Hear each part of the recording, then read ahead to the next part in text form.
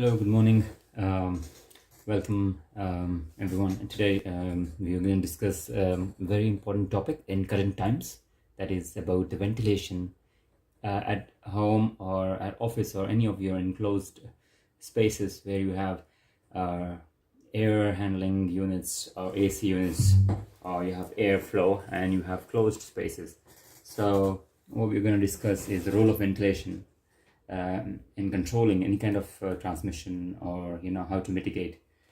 So as we all know, ventilation is an important factor in mitigating against the risk of far field aerosol transmission, but has no impact on other transmission routes. So what we are going to focus on is an important thing which we have always been designing on our building automation strategies and our air handling units and our building control strategies. So that is about the CO2 levels. We always kind of have designed and maintained spaces and maintain the CO2 levels, the carbon dioxide levels in the spaces. Now, why this is important to understand is the measurement of elevated carbon dioxide levels in indoor air. They are an effective method of identifying poor ventilation in multi-occupant spaces. So we can find out if that building or that space is not being regulated properly, if its CO2 levels are higher, and if there's not enough proper airflow, circulation of air in that space or building. So as you can see, in low occupancy or large volume spaces, a low level of CO2 cannot necessarily be used as an indicator that ventilation is sufficient to mitigate the transmission risks. So we have to consider ventilation as a part of hierarchy of risk controls approach. So that's what we're going to discuss today using our Alerton program, how we can control the dampers.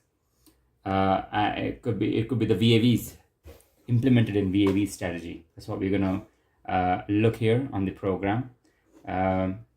And also we will look at the ASHRAE guidelines of how it is to be controlled and the strategy we can follow. I'm going to just take you to a screen here which shows us the ASHRAE ventilation for acceptable indoor air quality.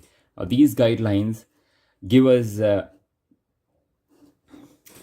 path and approach how we can control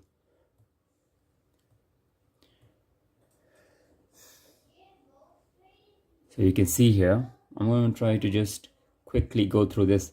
The oxygen consumption, CO2 production is liters per minute, physical activity met units, breathing rate. So you can see the breathing rate graph, the carbon dioxide production, and oxygen consumption. And you can see if you're sleeping, seated, and you're doing minimal work, very light, activity level light, walking at a very slow pace, light machine work. And then you have moderate to heavy work. And you can see how the oxygen consumption and carbon dioxide production increases. So this is the ASHRAE guidelines that we're going through right now. I'll just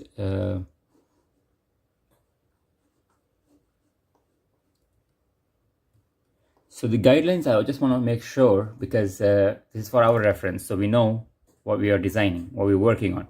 So you can see it says maintaining a steady state CO2 concentration in a space no greater than about 700 parts per million ppm above outdoor air levels will indicate that a substantial majority of visitors entering a space will be satisfied with respect to human bioeffects. So you can see that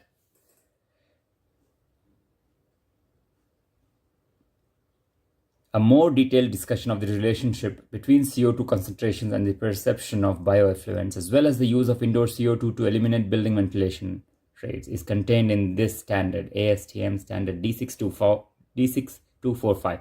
Now, again, the next paragraph says that CO2 concentration in acceptable outdoor air typically range from 300 to 500 ppm. So we need to make sure that the 700 ppm limit is maintained. If you're indoors, the CO2 levels should be below 700. If it goes above 700, then you need to design a strategy or design a program wherein you are introducing fresh air into the space so the CO2 levels go down to 700 ppm. That's our set point. So this is what I'm gonna discuss about. This is the set point which I'm discussing. So you see, we need to make sure. So I kind of indirectly I'm designing a strategy also. So we are making sure we are taking ASHRAE standard set point. So what we have here, I just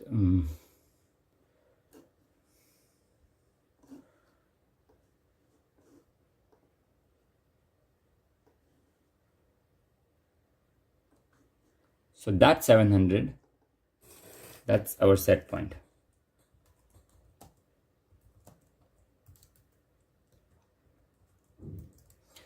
That's our set point for CO2 level. Okay, that's what we are trying to maintain. So we don't need for outdoor. If you're using outdoor, then 300 to 500 ppm is the recommended limit. So now, since we know that we have the ASHRAE standard set point of 700 ppm, so we go to our program and we will try to write a program which will make sure that your system is giving the fresh air, is introducing fresh air in the space, and it is bringing the set point levels below 700 or 800, whatever the set points we're using. So I'm gonna just show you the program here. So this is a specific application or based program, what we are writing in the program. I'll just take you a bit closer. So over here, so I'll show you the entire strategy, how it looks like. This is what it's going to look like, the whole Visio page. And I'll just focus on this particular quadrant, left quadrant. Now we want to make sure, the first step, when we write the program, we have to make sure that the fan status is on, that we have a system which is running, and you have an AND gate. What this AND gate does is, if you know the AND gate, 1 and 1 gives the output 1. The rest of it is all 0. 0, 1, 1, 0, 0, 0, the output is off. So both the conditions should be true to have an output which is true. So that is what this AND gate does.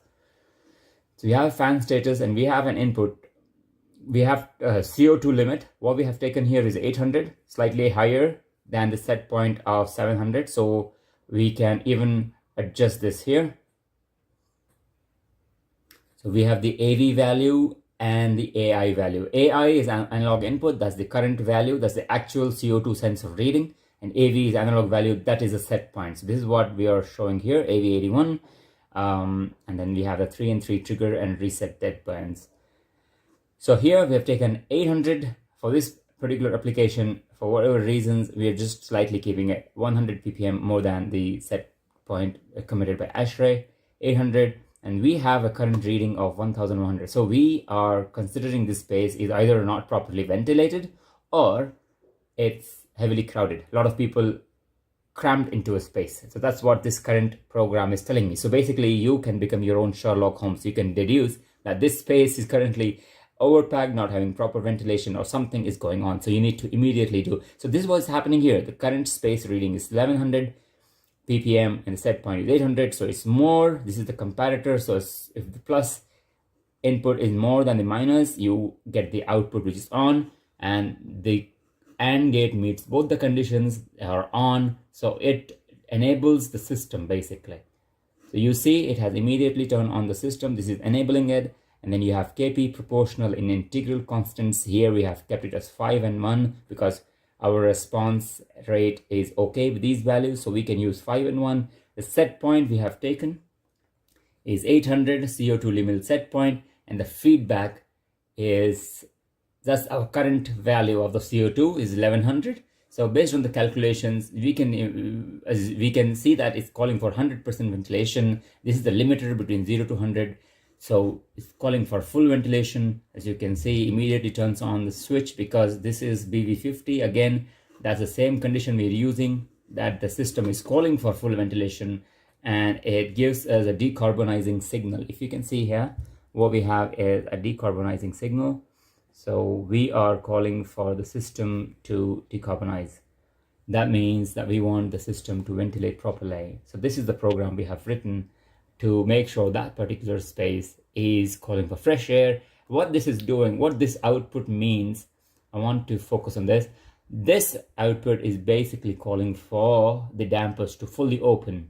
Regardless of what the set point is, even if you're feeling cold, this condition, because it's a high priority condition, you don't want CO2 levels high in the space. So regardless of, even if you're freezing, even if you're calling for heating, it doesn't care because your CO2 levels are high. So it's calling for full ventilation. So it's open the VAV box until the ppm level goes back to the set, below the set point. So this takes priority. So this should be understood clearly. Our first priority is health and safety based on ASHRAE conditions, regardless of if you're feeling cold and hot, because it's not a life-threatening or it doesn't affect your health that much. So we need to open the dampers fully and bring in fresh air into that space. Okay, so again, this is another space we are looking. Say, I'm just going to show you a bit of more programming side also here. So if you can see the program here, you have the next VAV box input number 3. The CO2 is way off the charts. I think there are too many people partying in that space or whatever, I'm not sure. A meeting taking place and it's not properly ventilated. 2000 ppm, 800 is the set point. Again, the fan is on and you're calling for immediate ventilation to be open, and you see this KPKI.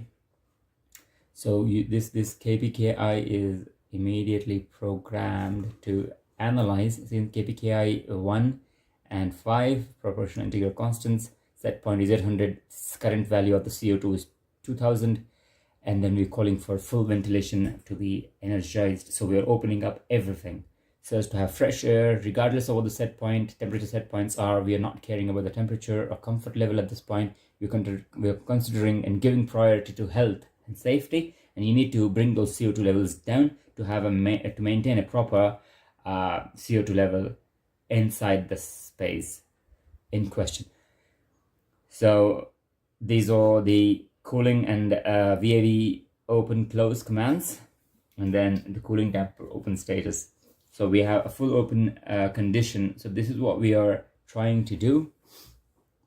So this is the program for the CO2, and what we're trying to do is have fresh ventilation. Now with these CO2 levels, as we were discussing earlier, these CO2 levels do indicate there's not proper ventilation in that particular space, office or hall or whatever area you're working on is not having proper ventilation. So immediately you need to rectify and take action. And this is what the BMS, what we're programming in, with our Alerton system, is that we need to open up the damper. So this is the strategy, what we have written. This is the logic. I keep saying strategy because I was working in England for trend, and in England, trend strategies, basically you write a program logic and you should refer it as strategy. So this logic is basically is measuring the inputs of the current space CO2 levels and the set point. And if the set point is being, if the set point is breached, if there's if there are higher levels of CO2 in the space, immediately we program the dampers to open fully and bring in fresh air, regardless of what the temperature set points might be. Health and safety takes precedence, and it's important for us to maintain proper CO2 levels. And so this is the program. So hope you've understood, because I've shown you the ASHRAE settings as well. So this is the CO2 program for maintaining proper CO2 levels and maintaining fresh air quality inside the spaces. Thank you for watching. Do like, share and subscribe so I can keep making more videos where we can learn and grow together and share a bit of our knowledge, whatever we know. Thank you so much. Have a great day.